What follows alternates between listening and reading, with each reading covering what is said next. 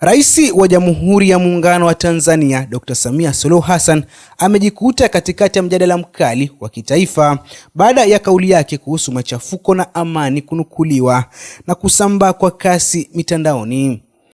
Sasa kwa wale wanaochokorewa masikio kuvunja amani ya nchi hii, ni wasihi, acheni mara moja.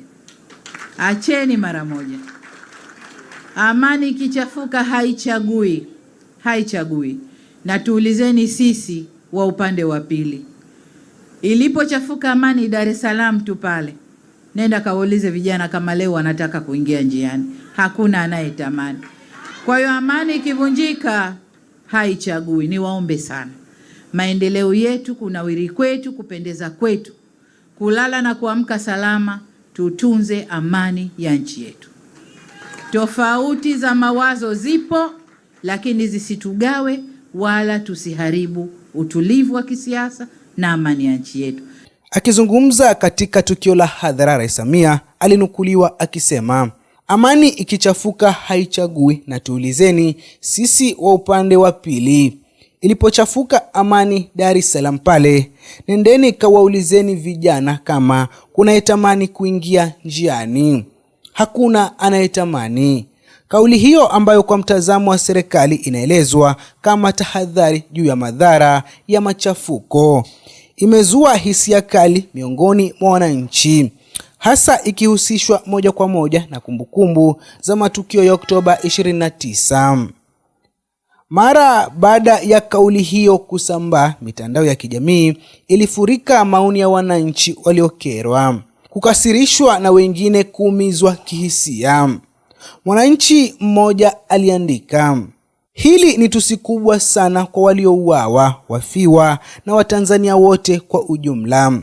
Kauli hii inaakisi hisia za wale wanaoona kwamba maneno ya rais hayakuzingatia maumivu ya familia zilizopoteza wapendwa wao. Mwingine alisema, huyu mtu inapaswa akae kimya sana kwenye kuzungumzia ya Oktoba 29, maana anazidi kutia hasira. Kwa kundi hili, tatizo si kauli peke yake, bali ni kile wanachokiona kama kukosa unyeti wa kihisia katika mazungumzo yanayogusa vifo na majeraha. Maoni mengine yalikuwa makali zaidi. Anajivunia vifo na machozi, na maumivu ya watu ni fahari kwake.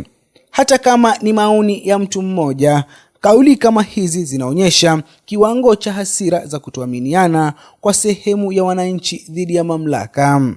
Mwananchi mwingine aliandika, huyo mama ana kiburi hadi kero. Oktoba 29 ni tarehe ambayo bado ina uzito mkubwa katika kumbukumbu za wananchi wengi. Ni siku ambayo ilishuhudia vurugu, majeraha na vifo, tukio ambalo mpaka leo linaendelea kujadiliwa kwa mitazamo tofauti.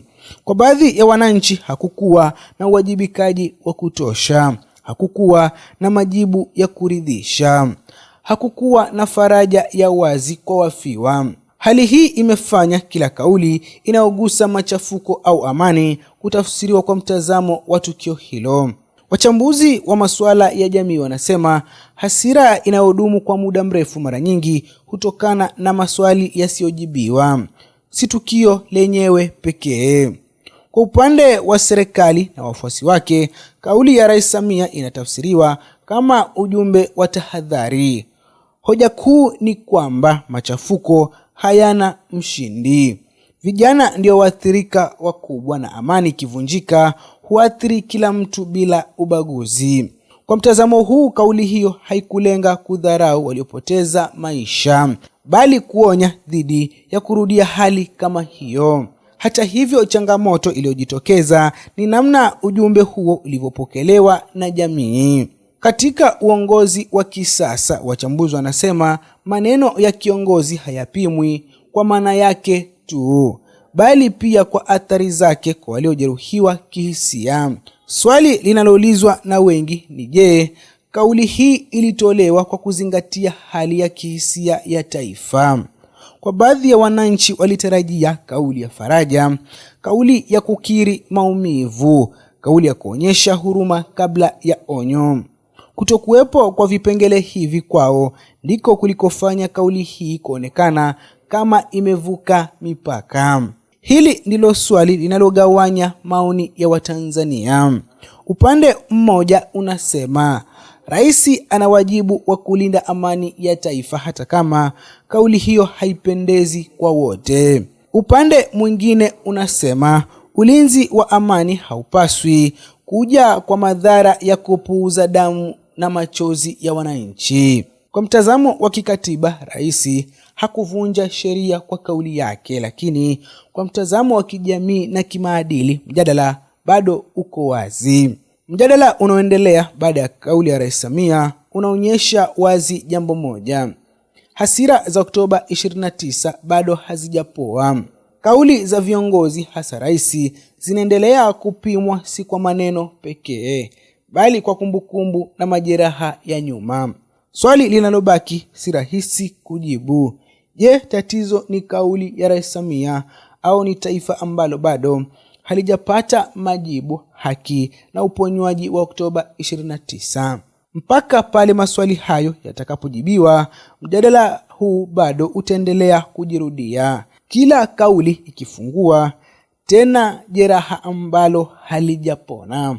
Mpenzi mtazamaji, si uko na maoni gani kuhusiana na kauli hii ambayo imeweza kuzua hisia mseto miongoni mwa wananchi, ambapo baada ya Rais Samia akiwa maeneo ya Zanzibar kudai kwamba amani haichagui upande na wawaulize watu wa upande wa pili, akimaanisha upande wa Tanganyika, ambapo machafuko ya Dar es Salaam yalishuhudiwa tarehe 29 Oktoba, ambapo wanasema hadi sasa haamini kama kuna kijana ambaye anatamani kurudi barabarani kwa kile ambacho kilitokea. Sasa wananchi wengi wameweza kumkashifu wakidai kwamba anajivunia waziwazi kutekeleza mauaji kama anavyodai kwamba Rais Samia anajivunia kile ambacho kilitokea Oktoba 29.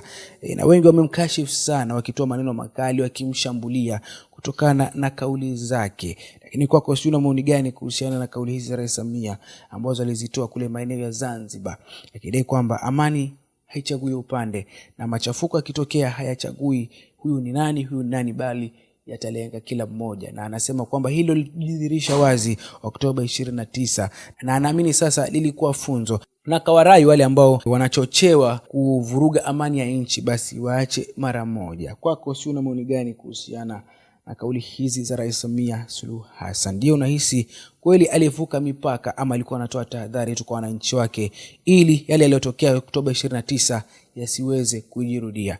Unaweza kutuachia maoni yako.